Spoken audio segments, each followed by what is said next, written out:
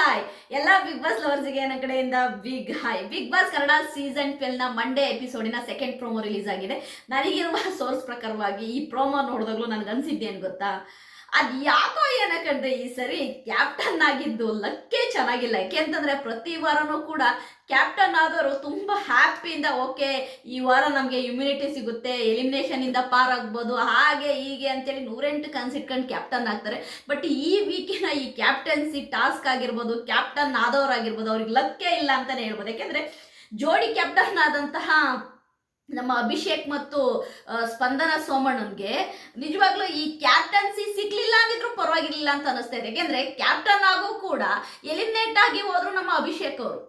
ಆಯ್ತು, ಅವರಿಗೆ ಈಗ ಇಂಟ್ರೂ ಕೊಡ್ತಾ ಇದ್ದಾರೆ ಅಭಿಷೇಕ್ ಅವರು. ನಾನು ಒಂದೆರಡು ಇಂಟ್ರೂ ನೋಡಿದೆ, ಈಗ ಗೊತ್ತಾಗ್ತಾ ಇದೆ ಅಭಿಷೇಕ್ ಅವರಿಗೆ ಆಯ್ತಾ ರಕ್ಷಿತನ ಬಗ್ಗೆ, ರಕ್ಷಿತಾ ಅಭಿಷೇಕ್ ಅವರಿಗೆ ಎಷ್ಟು ಸಪೋರ್ಟ್ ಮಾಡಿದಾಳೆ ಅನ್ನೋದು ಈಗ ಗೊತ್ತಾಗ್ತಾ ಇದೆ. ಈಗ ತುಂಬಾ ಬೇಸರದಿಂದ ಮಾತಾಡ್ತಾ ಇದ್ದಾರೆ ಅಭಿಷೇಕ್ ಅವರು. ರಕ್ಷಿತಾ ನನ್ಗೆ ಇಷ್ಟೆಲ್ಲ ಸಪೋರ್ಟ್ ಮಾಡಿದಾಳೆ ಅಂತ ಈಗ ಗೊತ್ತಾಯ್ತು, ರಕ್ಷಿತಾ ಫಿನಾಲೆಗೆ ಹೋಗ್ಬೇಕು ಅಂತೇಳಿ ಅಭಿಷೇಕ್ ಅವರೇ ಹೇಳ್ತಾ ಇದ್ದಾರೆ.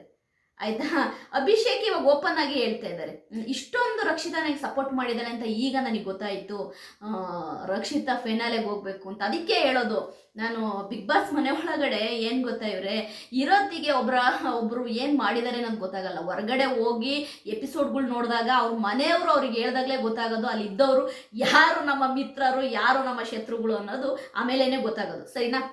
ಓಕೆ, ಈ ಪ್ರೋಮೋ ಪ್ರಕಾರವಾಗಿ ಏನಪ್ಪ ವಿಷಯ ಅಂತಂದ್ರೆ, ಕ್ಯಾಪ್ಟನ್ಸಿ ತಂದು ಕೊಟ್ಟಂತಹ ಚೈತ್ರ ಕುಂದಾಪುರ ಅವರಿಗೆ ಆಯ್ತಾ ವಿಲನ್ ಅಂದ್ರೆ ಈ ಬಿಗ್ ಬಾಸ್ ಮನೆಯಲ್ಲಿ ಆಯ್ತಾ ಈ ವಾರದ ವಿಲನ್ ಆಗಿರುವಂತಹ ಆಯ್ತಾ ವಿಲನ್ ಅವರು ನಮ್ಮ ಚೈತ್ರ ಕುಂದಾಪುರ ಅವರಿಗೆ ಒಂದು ಆಫರ್ ಕೊಡ್ತಾರೆ. ಅಂದ್ರೆ ಕ್ಯಾಪ್ಟನ್ಸಿನ ತಂದು ಕೊಟ್ಟಿದ್ದು ನೀವೇ ಅಲ್ವಾ ಚೈತ್ರ ಅವರೇ, ಸ್ಪಂದನ ಅವರಿಗೆ ನೀವು ಮನೆ ಕೆಲಸದವರು, ಸ್ಪಂದನ ಅವರು ಕ್ಯಾಪ್ಟನ್ ಆಗಿ ಇರ್ಬೇಕಾ, ನೀವು ಯೋಚನೆ ಮಾಡಿ ಅಂತಾರೆ. ಚೈತ್ರ ಕುಂದಾಪುರ ಅವರಿಗೆ ಅದು ಅರ್ಥ ಆಗುತ್ತೆ, ಹೌದಲ್ವಾ ನಾನು ಯಾಕೆ ಮನೆ ಕೆಲಸದೊಳಗಿರ್ಬೇಕು, ಸ್ಪಂದನ ಯಾಕೆ ಕ್ಯಾಪ್ಟನ್ ಆಗಿರ್ಬೇಕು, ಹೌದು ನೀವು ಹೇಳೋದು ಕರೆಕ್ಟು ಅಂತೇಳಿ ಅದಕ್ಕೆ ವಿಲನ್ ಹೇಳ್ತಾರೆ, ನಾನು ನಿನಗೊಂದು ಡೀಲ್ ಕೊಡ್ತೀನಿ, ನನ್ನ ಡೀಲ್ನ ನೀನು ಒಪ್ಕೊಂಡಿದ್ದೆ ಆದರೆ ಇವತ್ತಿನಿಂದ ಈ ಕ್ಷಣದಿಂದ ನೀನೇ ಆಯ್ತಾ ಈ ವಾರದ ಕ್ಯಾಪ್ಟನ್ನು. ಬಿಗ್ ಬಾಸ್ ರೂಮ್ ಕೂಡ ಅಂದ್ರೆ ಬಿಗ್ ಬಾಸ್ ಅಲ್ಲಿ ಒಂದು ಏನು ಕ್ಯಾಪ್ಟನ್ಸಿ ರೂಮ್ ಇದೆಯಲ್ಲ, ಕ್ಯಾಪ್ಟನ್ ರೂಮ್ ಕೂಡ ಓಪನ್ ಆಗುತ್ತೆ. ಆ ಕ್ಯಾಪ್ಟನ್ ರೂಮ್ ಅಲ್ಲಿ ನೀನು ಕ್ಯಾಪ್ಟನ್ ಆಗಿ ಮೆರಿಬೋದು ಅನ್ನೋದನ್ನ ಆ ವಿಲನ್ ಅವರು ಹೇಳ್ತಾರೆ. ಅದು ಚೈತ್ರನಿಗೆ ಎಲ್ಲೋ ಓಹೋ ಓಕೆ ನಾವೇ ತಾನೇ ಕ್ಯಾಪ್ಟನ್ಸಿ ತಂದು ಕೊಟ್ಟಿದ್ದು ಸ್ಪಂದನಗೆ ಅಂತ ಹೇಳ್ಬಿಟ್ಟು ಅವರು ಈ ಡೀಲ್ನ ಒಪ್ಕೊಂಡಿದ್ದಾರೆ. ಡೀಲ್ನ ಒಪ್ಕೊಂಡು ಈ ವಾರದ ಕ್ಯಾಪ್ಟನ್ ಆಗಿದ್ದಾರೆ ಚೈತ್ರ ಕುಂದಾಪುರ ಅವರು. ಅದಲ್ಲದೆ ಕ್ಯಾಪ್ಟನ್ಸಿ ರೂಮ್ ಕೂಡ ಓಪನ್ ಆಗಿದೆ.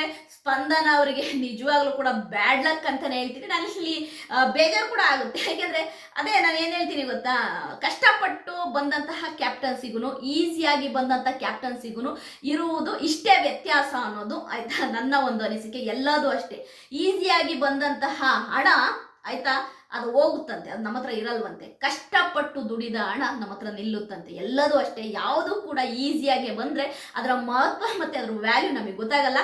ಸ್ಪಂದನ ಸೋಮಣ್ಣನಿಗೂ ಕೂಡ ಹಾಗೇ ಆಗಿದೆ. ಕ್ಯಾಪ್ಟನ್ಸಿ ಬಂದರೂ ಕೂಡ ಅಭಿಷೇಕ್ ಅವರು ಎಲಿಮಿನೇಟ್ ಆದರು.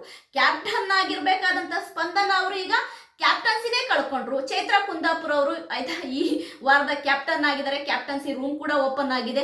ಆಯ್ತಾ, ಇಲ್ಲಿ ಒಂದು ನೀತಿ ಪಾಠ, ಮಾರಲ್ ಆಫ್ ದಿ ಸ್ಟೋರಿ ಏನಪ್ಪ ಅಂತಂದ್ರೆ ಆಯ್ತಾ ಯಾರ್ಯಾರಿಗೆ ಆಯ್ತಾ ಏನೇನು ಅನ್ನೋದು ಬರ್ದಾಗ್ಬಿಟ್ಟಿದೆ. ಆಯ್ತಾ ಯಾರ್ಯಾರು ಏನೇನು ಅನುಭವಿಸ್ಬೇಕು ಅನ್ನೋದು. ಸ್ಪಂದನ ಸೋಮಣ್ಣ ಒಂದು ದಿನ ಕೂಡ ಅವರು ಕ್ಯಾಪ್ಟನ್ಸಿನ ಹ್ಯಾಪಿಯಾಗಿ ಅನುಭವಿಸೋಕ್ಕಾಗಲಿಲ್ಲ, ಕ್ಯಾಪ್ಟನ್ಸಿ ರೂಮಲ್ಲಿ ಇರೋಕ್ಕಾಗಲಿಲ್ಲ. ಬಟ್ ಚೈತ್ರ ಕುಂದಾಪುರ ಅವರು ಆಯ್ತಾ ಗೇಮನ್ನು ಆಡಿದ್ರು, ಗೇಮ್ ವಿನ್ ಆದ್ರು. ದೇವರು ಮತ್ತೆ ಚೈತ್ರ ಕುಂದಾಪುರ ಅವರಿಗೆ ಕ್ಯಾಪ್ಟನ್ ಆಗೋ ಒಂದು ಅವಕಾಶವನ್ನು ಕೊಟ್ಟ. ನನಗೆ ಸ್ಪಂದನ ನೋಡಿ ಬೇಜಾರಾಗುತ್ತೆ, ಬಟ್ ಏನು ಮಾಡೋಕ್ಕಾಗಲ್ಲ. ಅದೇನೋ ಹೇಳ್ತಾರಲ್ಲ, ಅದು ಎಲ್ಲವೂ ಕೂಡ ನಿಶ್ಚಿತ. ಅದಕ್ಕೆ ಹೇಳೋದು ನಾನು ಸ್ಪಂದನ ಸೋಮಣ್ಣನಿಗೆ ನಾನು ಯಾವಾಗಲೂ ಹೇಳೋದು ಒಂದೇ ಮಾತು, ಡಿಪೆಂಡ್ ಆಗಬೇಡಿ. ಇಷ್ಟು ದಿನ ಅಭಿಷೇಕ್ ಮೇಲೆ ಡಿಪೆಂಡ್ ಆಗಿದ್ರಿ, ಧನುಷ್ ಗೌಡ ಮೇಲೆ ಡಿಪೆಂಡ್ ಆಗಿದ್ರಿ, ಹಂಗೆ ಡಿಪೆಂಡ್ ಆಗಕ್ಕೆ ಹೋಗಬೇಡಿ. ನಿಮ್ಮ ಒಂದು ಕಾಲ ಮೇಲೆ ನೀವು ನಿಂತ್ಕೊಳ್ಳಿ, ನಿಮ್ಮ ಗೇಮನ್ನು ನೀವು ಆಡಿ, ನೀವು ಸ್ಟ್ಯಾಂಡ್ ತಗೊಳ್ಳಿ. ನಿಮಗೇನಾದರೂ ನೀವು ಸ್ಟ್ಯಾಂಡ್ ತಗೊಳ್ಳಿ. ನೀವು ಸ್ಟ್ಯಾಂಡ್ ತಗೊಂಡಾಗ ಹೊರಗಡೆ ನೋಡುವ ಪ್ರೇಕ್ಷಕರಿಗೂ ಕೂಡ ಇಲ್ಲಲ್ಲ ಸ್ಪಂದನ ಕರೆಕ್ಟ್ ಅಲ್ವಾ, ಸ್ಪಂದನ ಇಲ್ಲಿ ಕರೆಕ್ಟಾಗೆ ಮಾಡಿದ್ರಲ್ವಾ, ಸ್ಪಂದನ ಗೇಮ್ ಮಾಡಿದ್ರಲ್ವಾ ಅಂತೇಳಿ ನಿಮ್ಮ ಬಗ್ಗೆ ಪ್ರೇಕ್ಷಕರು ಫ್ಯಾನ್ಸ್ ಮಾತನಾಡಕ್ಕೆ ನಿಂತ್ಕೊಂತಾರೆ. ಆಗ ನೀವು ಇನ್ನೂ ಹೈಪ್ ಆಗ್ತೀರಾ. ಬಿಗ್ ಬಾಸ್ ಮನೇಲಿ ನಿಮ್ಮನ್ನು ಜಾಸ್ತಿಯಾಗಿ ತೋರಿಸ್ತಾರೆ. ಆಯ್ತಾ, ನಿಮ್ಗೊಂದು ಸ್ಕ್ರೀನ್ ಸ್ಪೇಸು ಸಿಗುತ್ತೆ. ನೀವು ಎಲ್ಲೋ ಒಂದು ಕಡೆ ಆಯ್ತಾ ಡಿಪೆಂಡ್ ಆದರೆ ಬೇರೆ ಕಂಟೆಸ್ಟೆಂಟ್ ಮೇಲೆ, ಬೇರೆ ಕಂಟೆಸ್ಟೆಂಟು ಅವ್ರ ಪಾಡಿಗೆ ಅವ್ರಿಗೆ ಏನು ಮಾಡ್ತಾ ಇರ್ತಾರೆ. ಬಟ್ ಡಿಪೆಂಡ್ ಆಗೋದು ನಿಮ್ಮ ತಪ್ಪು ಅಂತ ಹೇಳ್ತೀನಿ.